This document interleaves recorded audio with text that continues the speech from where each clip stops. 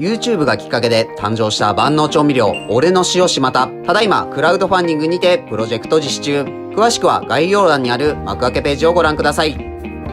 はいどうも、ホルモンしまたチャンネルのブッチャーしまたです。牛丼といえば、吉野家、松屋、すき家。皆さん好きな牛丼屋はどこですか？今回は代表的な3社を徹底解説していきます。これを見れば、好きな牛丼屋ランキングが変わるかもしれません。それでは早速やっていきましょう。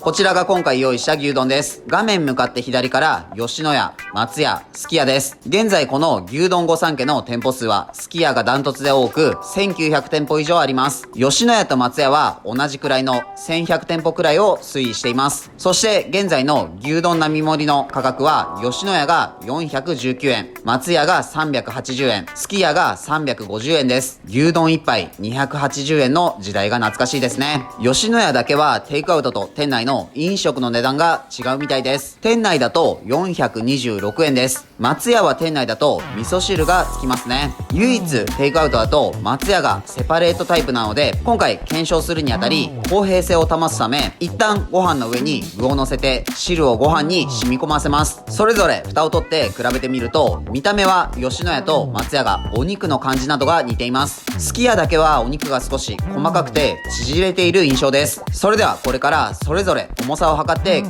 べてみましょう。まずはお肉の重さです。吉野家 57.86g です。次に玉ねぎを測ってみます。重さ 16.36g です。次は松屋のお肉を測ります。重さ 57.05g です。玉ねぎの重さが 15.05g です。最後にすき家です。お肉の重さが 63.68g です。玉ねぎの重さが 10.95g です。すき家は見た目で少しお肉が薄く小さそうな印象でしたが、一番お肉の量が多いことが分かりました。吉野家と松屋はほとんど同じくらいの割合です。玉ねぎは吉野家が一番多く、松屋、すき家の順でした。すき家は玉ねぎが一番細かくなっています。次にご飯です。お肉をどかしてみるとタレの染み具合がよくわかりますね。すき家が一番色が濃く、松屋は色が薄いです。重さを測ってみます。吉野家 258.68g、 松屋 252.88g、 すき家 285.67g です。また吉野家と松屋は同じくらいの重さですね。すき家はご飯の量も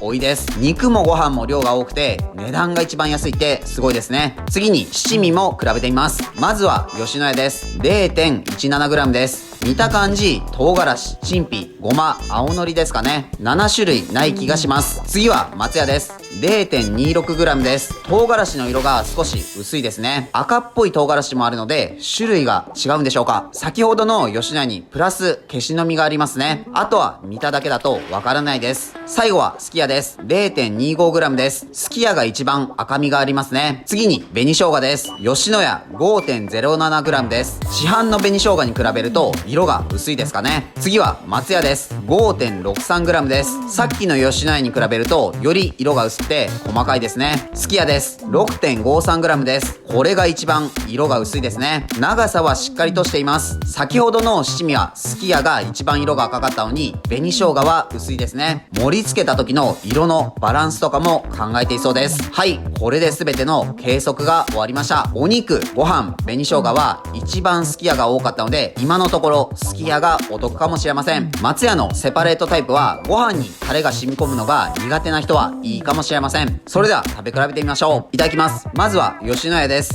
吉野家の持ち帰りの割り箸にはようじは入っていません。これです。食べ慣れている味です。お肉にもしっかりとタレの味が染みていて、甘じょっぱい味付けがご飯とよく合います。肉の味もしっかりと感じますね。次は松屋です。吉野家に比べると少し塩味が強く、牛の脂を感じます。色が薄いのに味はしっかりとしています。玉ねぎがシャキシャキとしていますね。次はすき家です。とその前に番外編です。割り箸の割れ具合は吉野家が一番綺麗でした。すき家は少し香味野菜っぽいような特徴的な香りがします。玉ねぎは一番柔らかく、肉は吉野家に比べると油っぽさは少なくさっぱり系です。お米ですが、吉野家が一番柔らかく、松屋が少し硬めです。松屋は最後に肉をご飯に乗せたので、より硬さがしっかりとしているかもしれません。先ほど比べた色でもわかるように、すき家が一番お米にタレが染み込んでいて、タレの味がします。味は松屋がだしっぽい感じがあり、吉野家は醤油や砂糖とかの濃いめの味がします。七味に関しては松屋は陳皮が多く入っていてさっぱりとした印象です。すき家は赤みが強かったので辛みがありますね。紅生姜はすき家が一番酸味があります。総評ですが、一番バランスがいいのは吉野家です。ただ2社に比べると値段も割高ではあります。松屋はお持ち帰りの場合セパレートタイプなので、ご飯がべちゃっとするのが嫌な人はいいですね。自分はご飯固めが好きなので、その点は松屋がいいです。さらにお店で食べるとお味噌汁がつくのもポイントが高いです。トッピングなどいろいろ種類を楽しみたい方はすき家がいいですね。さらに値段と量のコスパを考えるとすき家が圧倒的です。比べてみると意外にも味が違うことが分かり、とても面白かったです。すき家の味付けはトッピングを考えた上でバランスをとっていそうですね。ちなみに皆さんはどこの牛丼が好きですか？コメントお待ちしています。今日も美味しかったです。ごちそうさまでした。はい、本日の動画は以上です。最後までご視聴ありがとうございます。牛丼の違いいかがでしたか？こんな美味しいものが数百円で食べられるなんて本当にすごいです。自分たちは群馬県前橋市と高崎市でホルモン島田というホルモン屋をやっています。群馬には美味しいお肉を食べられるお店がたくさんあるので、もし群馬に来た際はいろいろ探してみてください。この動画がいいなと思いましたらチャンネル登録、高評価よろしくお願いします。